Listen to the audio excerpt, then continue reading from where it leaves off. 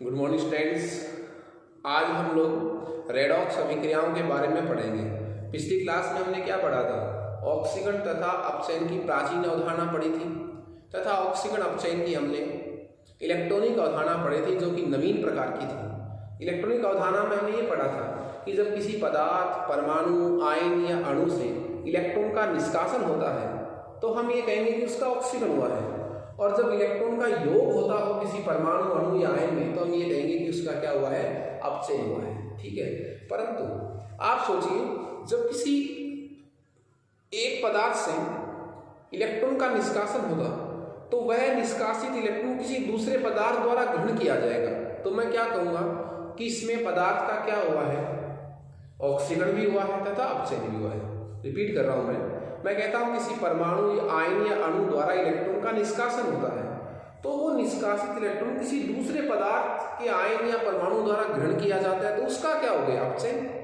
तो मेरे कहने का मतलब ये हुआ कि जब ऑक्सीकरण होता है तो अपचयन भी होता है, और जब अपचयन होता है तो ऑक्सीकरण भी होगा। इसका मतलब ऑक्सीकरण तथा अपचयन दोनों अभिक्रियाएं पैरेलल चलती हैं, समानांतर चलती हैं, साथ साथ चलती हैं। वह रासायनिक अभिक्रिया जिसमें ऑक्सीकरण तथा अपचयन दोनों साथ साथ होती हैं उसको हम रेडॉक्स अभिक्रिया कहते हैं, अपचय अभिक्रिया कहते हैं, अपचयन उपचयन अभिक्रिया कहते हैं।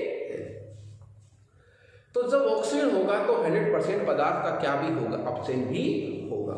तो आज हमारा जो टॉपिक है वो है रेडॉक्स अभिक्रिया। आज हमारा जो टॉपिक है वो क्या है? रेडॉक्स अभिक्रिया।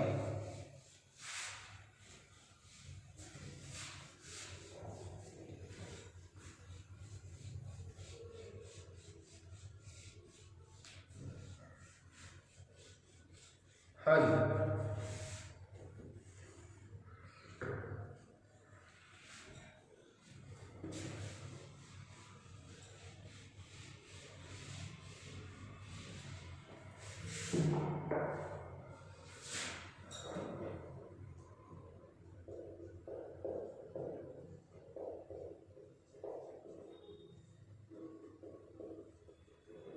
रेडॉक्स अभिक्रिया। रेडॉक्स अभिक्रिया, इसके कुछ और भी नाम हैं। अपचयोपचय अभिक्रिया, अपचयोपचय अभिक्रिया।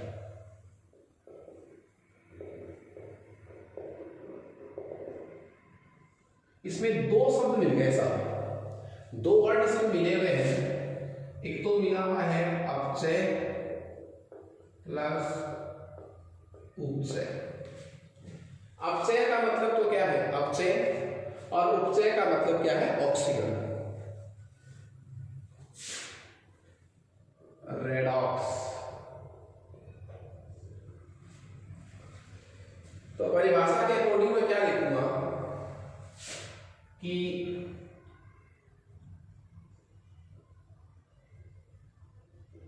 जब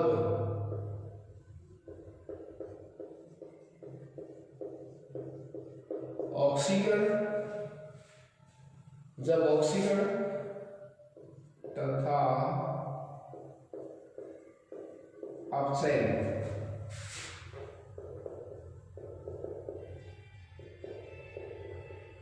दोनों क्रियाएं, जब ऑक्सीकरण तथा अपचयन दोनों क्रियाएं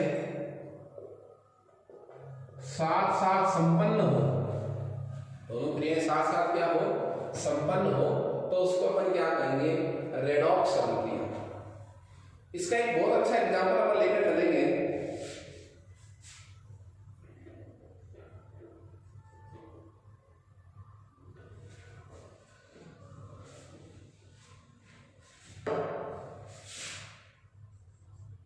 जिंक की रिएक्शन अपन करवाएंगे कॉपर सल्फेट से। जिंक की रिएक्शन किससे करवाएंगे? कॉपर सल्फेट से। तो ये बढ़ जाएगा ZnSO4 प्लस कॉपर। समीकरण को ध्यान से सुनना आप लोग। Zinc plus copper sulphate reaction हुई ZnSO4 प्लस कॉपर। आप देखिए, आपको ऑक्सीजन तथा अपचयन का पता तभी चलेगा जब आप इन यौगिकों के ऑक्सीजन अवस्थाओं में होने वाले परिवर्तन को समझेंगे। कौन किसमें चेंज हुआ है? देखिए, जिंक की ऑक्सीजन अवस्था कितनी है फिलहाल? 0। यहां कॉपर की ऑक्सीजन अवस्था कितनी है? 0। ठीक है, यहां कॉपर की ऑक्सीजन अवस्था कितनी आ रही है? +2। और यहां जिंक की ऑक्सीजन अवस्था कितनी आ रही है? 2। ये ऑक्सीजन अवस्था कैसे निकालते हैं इसको भी अपन नेक्स्ट वाले टॉपिक में पढ़ेंगे। ओके, तो देखिए, इस वाले टॉपिक में जब हम ये कहें कि जिंक 0 से किसमें चेंज हो गया? +2 में। यहां कितने इलेक्ट्रॉन की कमी थी? कोई कमी नहीं थी। आगे जाकर इसमें कितने इलेक्ट्रॉन की कमी होगी? 2 इलेक्ट्रॉन। इसका मतलब जिंक ने क्या किया है? 2 इलेक्ट्रॉन त्यागे हैं। 2 इलेक्ट्रॉन इसने क्या किए हैं? त्यागे हैं। तो ये प्रोसेस तो क्या हुई? ऑक्सीकरण। इसका मतलब किसका ऑक्सीकरण हुआ है? जिंक का ऑक्सीकरण हुआ है। यहां कॉपर कैसी ऑक्सीकरण अवस्था में है? +2। यहां 2 इलेक्ट्रॉन की कमी है कॉपर के पास। क्या वो कमी अब भी है इसके पास? नहीं है। कितने इलेक्ट्रॉन है? 0। मतलब क्या हुआ? यहां 2 इलेक्ट्रॉन की कमी थी तभी तो +2 आया है, और यहां वो कमी है ही नहीं। इसका मतलब जो 2 इलेक्ट्रॉन की कमी थी उसकी पूर्ति हो गई। तो यहां कॉपर ने इलेक्ट्रॉन को ग्रहण किया है। तो ये कौन सी प्रोसेस हो गई? अपचयन। इसका मतलब इस अभिक्रिया में ऑक्सीकरण भी हुआ है और क्या हुआ है? अपचयन भी हुआ है। तो मैं इस अभिक्रिया को कैसी अभिक्रिया बोलूंगा? अपचयोपचय अभिक्रिया या रेडॉक्स अभिक्रिया। ठीक है, देखिए, किसका ऑक्सीकरण हुआ है? मैं कहूंगा जिंक का तो क्या हुआ है? ऑक्सीकरण। जिंक का तो क्या हुआ है? ऑक्सीकरण। कॉपर सल्फेट का क्या हुआ है? अपचयन। जिंक का ऑक्सीकरण हुआ है और कॉपर सल्फेट का क्या हुआ है? अपचयन हुआ है। ये कैसे पता चला? ये इनकी ऑक्सीकरण अवस्थाओं से पता चला। ये किससे पता चला? इनकी ऑक्सीकरण अवस्थाओं से। तो इस अभिक्रिया में ऑक्सीकरण भी हुआ है और अपचयन भी हुआ है। क्लियर है? एक बात और देखिए, 2 मोस्ट डेफिनेशन इसमें आती है। एक तो आती है ऑक्सीकारक, ऑक्सीडेंट, और एक परिभाषा आती है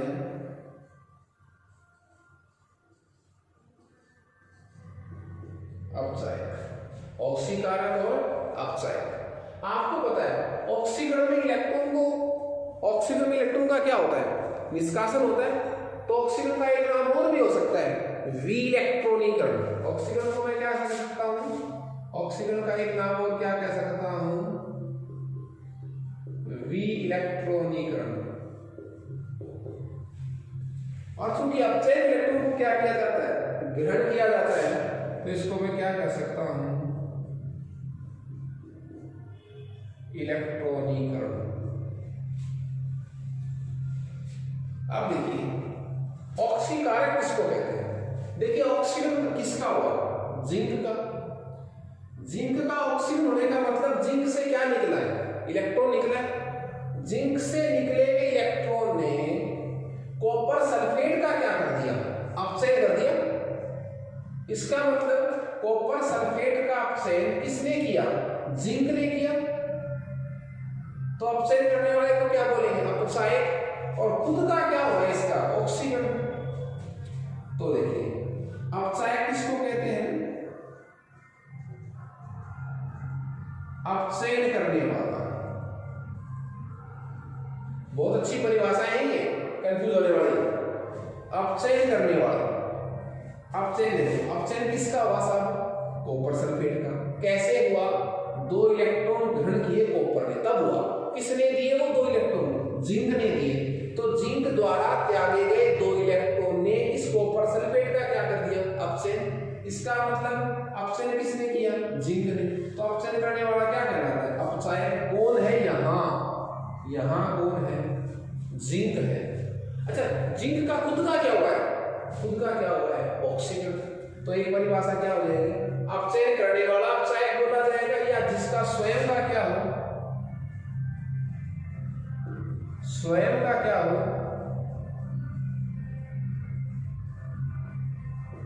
ऑक्सीकरण। स्वयं का क्या हो? ऑक्सीकरण। ऑक्सीकारक किसको बोलेंगे? क्या करने वाला? ऑक्सीकरण करने वाला। ऑक्सीकरण करने वाला। अब ऑक्सीकरण देखो, जिंक का क्या हुआ है? ऑक्सीकरण। कैसे? इसमें से 2 इलेक्ट्रॉन निकले। ये 2 किसने निकाले? कॉपर सल्फेट ने। कॉपर सल्फेट ने जिंक से क्या निकाले? 2 इलेक्ट्रॉन। तो इसका मतलब कॉपर सल्फेट ने जिंक का क्या किया? ऑक्सीकरण किया। तो कॉपर सल्फेट यहां पर क्या है? बोलो। ऑक्सीकारक है, जिसने जिंक का क्या किया है? ऑक्सीकरण किया। तो कॉपर सल्फेट खुद का क्या हुआ है? अपचयन। तो मैं क्या कहूंगा? स्वयं का क्या होगा? स्वयं का क्या हो? अपचयन। बहुत अच्छी परिभाषाएं हैं दोनों ही परिभाषाएं इंपॉर्टेंट हैं, ऑक्सीकारक और अपचयक। वापस से सुन लीजिए आप। ऑक्सीकरण का मतलब इलेक्ट्रॉन का निष्कासन, अपचयन का मतलब इलेक्ट्रॉन का योग। वो 2 नाम तो ये थे, ऑक्सीकरण और अपचयन, लेकिन शब्द 2 है हमारे पास है, ऑक्सीकारक और अपचयक। ऑक्सीकारक का मतलब क्या हुआ? ऑक्सीकरण करने वाला। अब जो ऑक्सीकरण करेगा उसका खुद का क्या होगा? अपचयन। अपचयक का मतलब क्या हुआ? अपचयन करने वाला। अब जिसका जो दूसरे का अपचयन करेगा उसका खुद का क्या होगा? ऑक्सीकरण। पहचान कैसे होगी? मैंने एक एग्जाम्पल आपको बताया था, जिंक का स्वयं का क्या हुआ है? ऑक्सीकरण। मतलब जिंक से क्या निकले हैं? इलेक्ट्रॉन। अब जिंक से जो इलेक्ट्रॉन निकले हैं उन्हीं ने तो कॉपर सल्फेट का क्या किया? अपचयन किया। तो जिंक स्वयं तो क्या हो गया? ऑक्सीकृत, और दूसरे का क्या कर दिया उसने? अपचयन। तो अपचयन करने वाला क्या करेगा? अपचायक। तो यहाँ जिंक तो अपचायक है और कॉपर सल्फेट क्या है? ऑक्सीकारक है।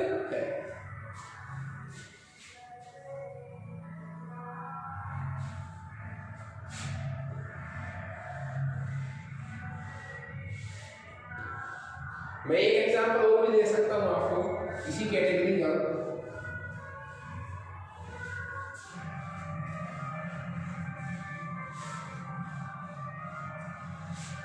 देखिए, मान लीजिए A plus B, A plus B minus, A plus B minus. आप देखिए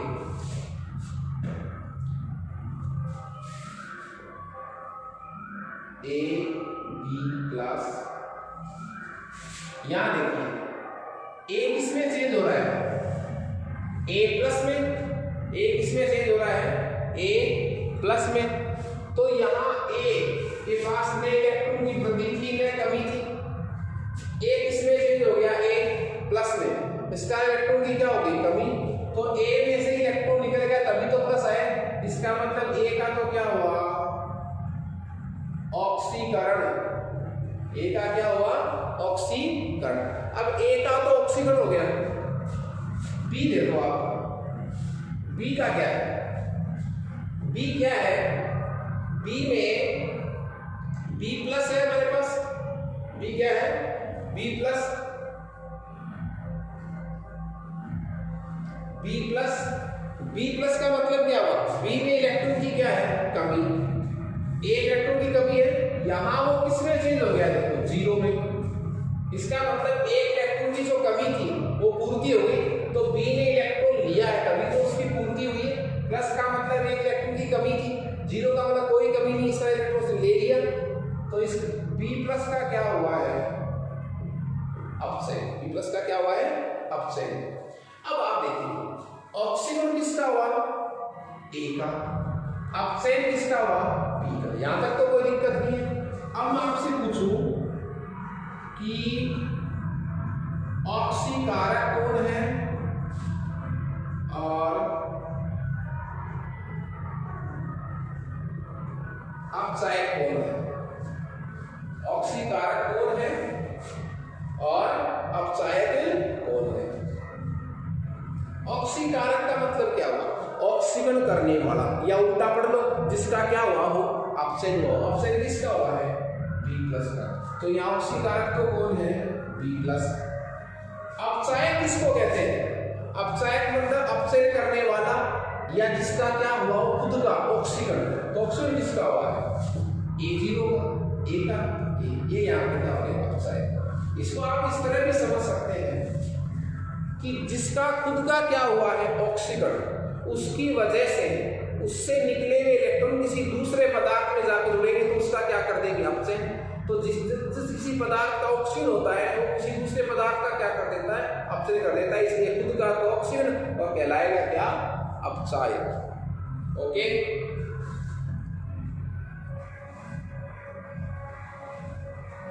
तो ये ऑक्सीजन अपचयन की अवधारणाएं थी। रेडॉक्स अभिक्रिया आप लोगों को बताई मैंने। अब ऑक्सीकरण तथा अपचयन की पहचान कर कैसे पता चले आपको कि ऑक्सीकरण हुआ है या अपचयन हुआ है।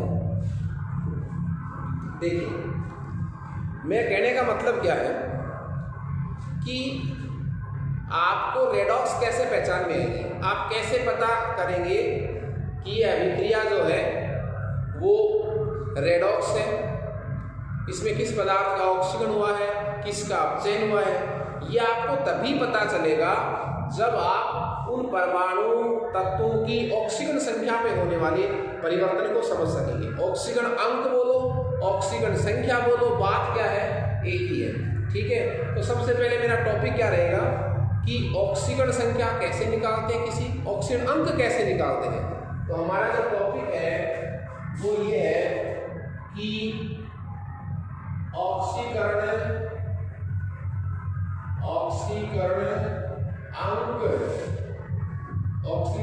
अंक बोलो चाहे ऑक्सीकरण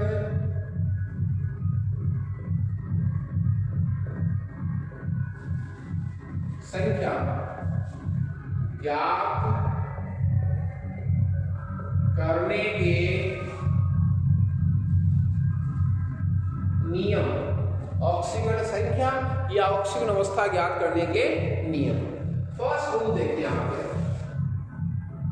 विद एग्जांपल पढ़ेंगे अपन। कोई भी परमाणु मुक्त अवस्था में जब तक किसी तत्व की मुक्त अवस्था में ऑक्सीजन अवस्था जो है वो 0 होती है साहब, वो अकेला है, मुक्त अवस्था में है। जैसे मैं कहूं ये लो हाइड्रोजन मुक्त अवस्था में कोई प्लस माइनस नहीं है, तो ऑक्सीजन अवस्था कितनी मानेंगे, 0। कैल्शियम, मैग्नीशियम, मरकरी, पोटेशियम सबकी ऑक्सीजन अवस्था कितनी मानी जाएगी, 0 मानी जाएगी। ठीक है, तो मैं कह सकता हूं शॉर्टकट क्या कह सकता हूं कि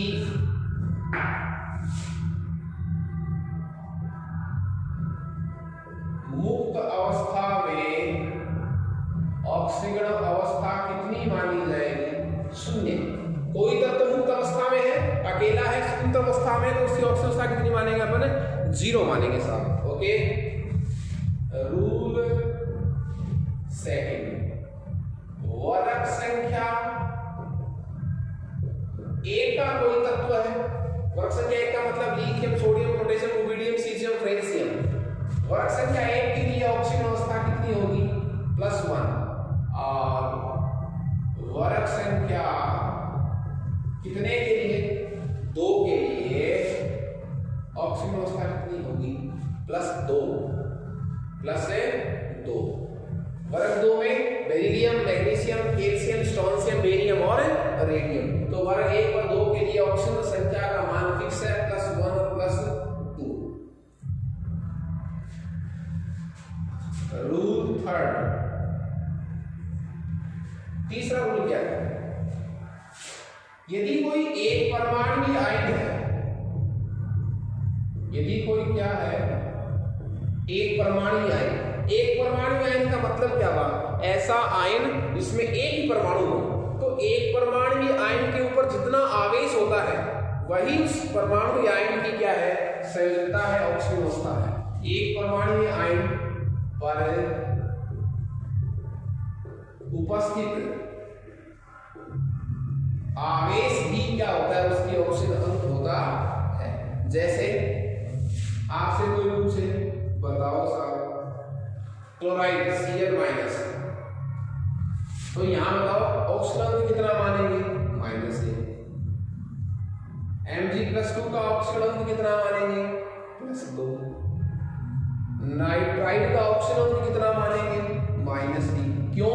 ये वो आयन है जिनमें कितने परमाणु हैं? एक। लेकिन ऐसा नहीं होगा सल्फेट, इसमें अपन -2 नहीं मानेंगे। क्यों?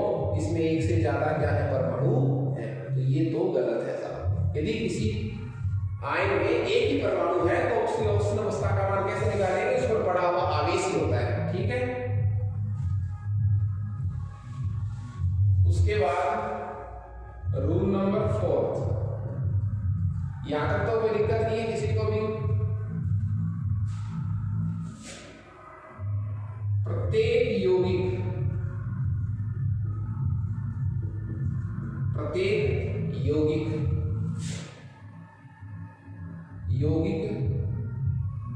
प्रत्येक यौगिक में उपस्थित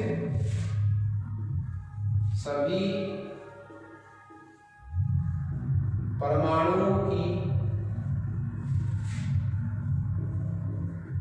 ऑक्सीजन संख्या का योग जो है वो क्या होता है? 0 होता है। प्रत्येक यौगिक में उपस्थित सभी परमाणुओं की ऑक्सीजन अवस्था संख्या का जो योग है वो क्या होता है? 0 होता है। जैसे मैं आपसे कहूं CO2, आप इसमें जब कार्बन की ऑक्सीजन अवस्था निकालेंगे तो +4 आएगी।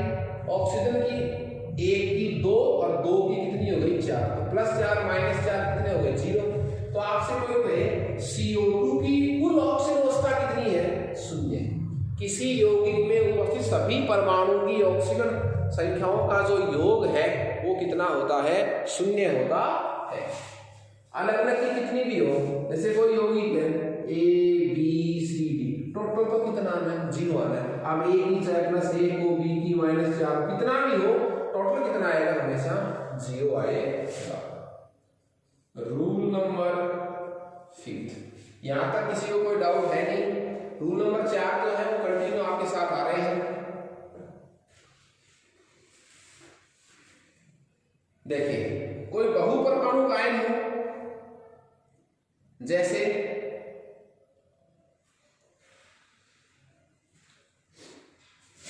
बात करें हम हाइड्रोजन पर, हाइड्रोजन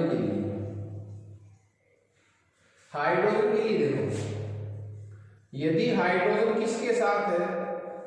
धातु के साथ जुड़ा हुआ है, तब तो उसकी ऑक्सीजन अवस्था को कितनी मानते हैं? -1। और यदि वही हाइड्रोजन जो है वो अधातु के साथ है तो कितनी मानते हैं? +1। हाइड्रोजन के लिए क्या बताया मैंने? यदि हाइड्रोजन धातु के साथ अटैच हो रखा है तो -1 और अधातु के साथ अटैच हो रखा है तो +1, क्योंकि अधातु जब होगा तो वो इलेक्ट्रॉन ले जाएगा हाइड्रोजन से। ठीक है।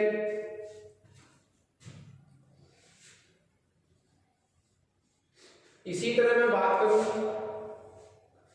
रूल नंबर 6 की,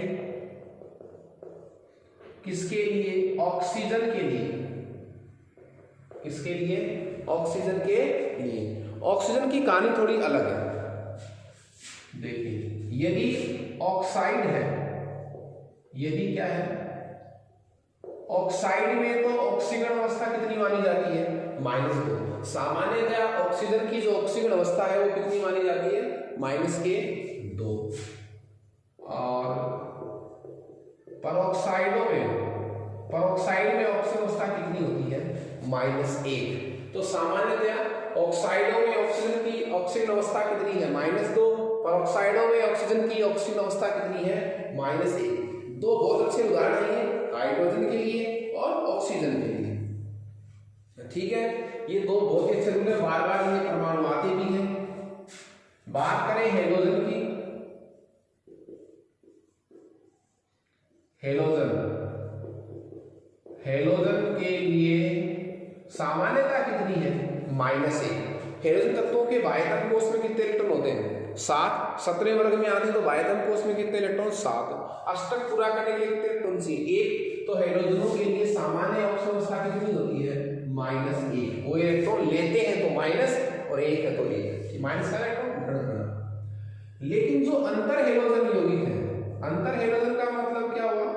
जब दो हेलोजन ही आपस में बंध बनाते हैं तो हेलोजनों की ऑक्सीजन अवस्था +1 +3 +5 +7 तक पॉसिबल है। एक इलेक्ट्रॉन लेते हैं और त्यागने की बारी आती है तो 7 इलेक्ट्रॉन जो उनके बाह्यतम कोश में है वो क्या कर सकते हैं? निष्कासित भी कर सकते हैं। लिमिट क्या होती है? लिमिट क्या है? ऑक्सीजन अंक कहां से कितना तक वेरी हो सकता है, कितना मैक्सिमम हो सकता है, कम से कम कितना हो सकता है? देखिए, बाह्यतम कोश में इलेक्ट्रॉन को क्या कहूं? यदि मैं n कहूं तो वैल्यू जो है रेंज क्या हो सकती है? n से n-8 तक। ये फॉर्मूला होता है किसी